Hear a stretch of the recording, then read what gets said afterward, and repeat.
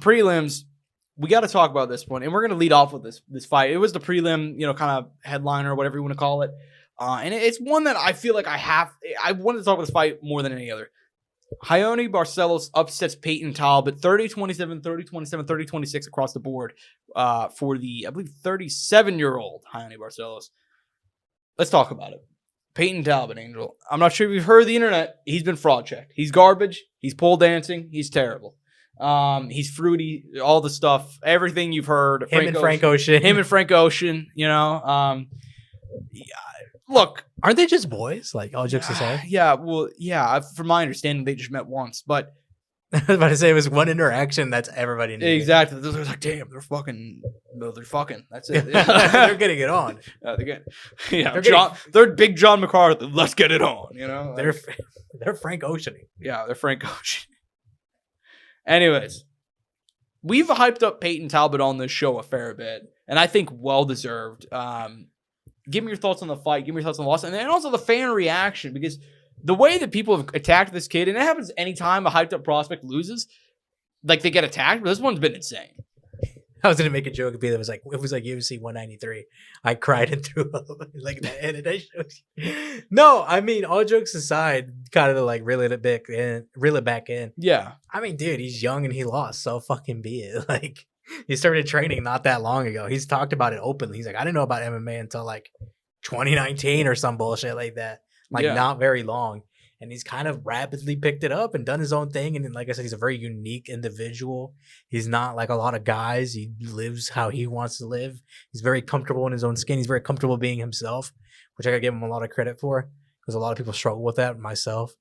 And yeah, no, I mean, I don't even think he got that. I mean, he struggled in the grappling department, but like, if you watch that fight, he fought his ass off. He was trying to get up. He got up a few times. He landed some heavy shots. I mean, he tagged Raoni Barcelos a few times. He just wasn't able to keep it going and build it up to enough to win multiple rounds.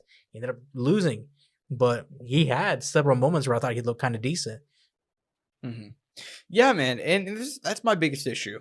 This was not a 30-24 got dog walked, fucking no success. Just he got beat by a veteran of the game who was able to exploit holes in his game.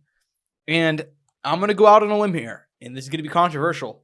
Sometimes when you're like a young talent, just getting UC, it's okay to lose. In fact, not only is it okay, it might be good for you to lose, dude. Imagine Payton Talbott doesn't run into this issue. He just keeps on knocking out dudes. 26 years young, he somehow finds his way into a title shot or into like a top 5 guy like Ken Rizzuto. They're gonna end up beating the shit out of him. They're going to take him down. They're going to hold him down. They're going to do what people are actually talking about the way Raoni Barcelos beat him, Like, there's going to be no success. He's going to get annihilated. For a guy who's 26 years old, has never tasted defeat, this is the best possible thing for a guy like Payton Talbott. And he's not a dumbass. You see him talk. He's eloquent, which people hate him for. But he's an eloquent young kid. This is going to help motivate him and help him grow. It's okay for guys to lose. Genuinely. I know there's like these... Very well-mannered, the young Payton Talbott. Huh? Yeah. There's new fans coming in here who like don't... Like they think we're like boxing. Like if you have one loss, you're like this fucking scrub.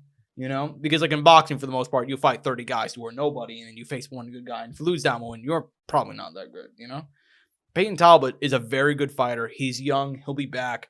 And the reaction is just so... They probably saw that 7-4 Marab record back in, and they're like, yeah, this guy'll never be anything. Yeah, dude, exactly. Like, Marab Dvalishvili lost his first 2 UFC fights. He fought in the co-main event and beat this unstoppable... I think he even started off negative in his just MMA career. Yeah, exactly. And that's the way the fights happen. Jack Della Maddalena started off 0-2. He's won 17 fights in a row. And he's beat multiple ranked guys now. Exactly. Sometimes it's not only okay to lose, it's good to lose because you would not know about the holes in your game otherwise. So I feel like I had to say that because, man, I got this video recommended to me on YouTube. And like, sure enough, if you look up Payton Talbott fraud check, there's like 7 of these guys who are all like they're very original. Okay. Like, yeah, man, he can't. This is why Payton Talbott got fraud checked. Exactly. Like he got fraud checked. He had no heart. It's like, dude, we'll do a body language analysis. Look at him at the weigh-ins. Exactly. Just stupid shit, bro. Just stupid shit. So Payton Talbott will be back. I still think he has a great future in the UFC. And like I said, I'm the type of guy, like, losing is never acceptable. If I fuck up, even at this YouTube thing, or if I fuck up at work, I take that personally, very harshly. But people learn through failure, and that's one of the things you have to learn and grow from. So Payton Talbott will be back. It is what it is. Shit happens. Sometimes that's all you gotta say. Shit happens. But rest of the prelims, Azamat Bekikov knocking out Zachary Reese. Short notice, man. Guy killed it. I mean, that's how the fuck you do it. Yeah, brutal. Bogdan Guskov, also known as Anthony Smith, scoring a submission win over Billy Elenka. Short notice replacement. Did it come without ease? Billy Elenka was game for a round there. He was. He did not look too bad in the first. But Bogdan is proving to be a dangerous guy out of Uzbekistan. 3 in a row, all by finish. Ryan Spann, Zach Palga, and now Billy Elenka. Pretty good winning streak, man. Pretty good stuff from him. Grant Dawson defeating Carlos Diego Ferreira. Good win for him, for Grant. By the way, I feel bad because this felt so like forgotten in the midst of the card. Like it was just kind of like a.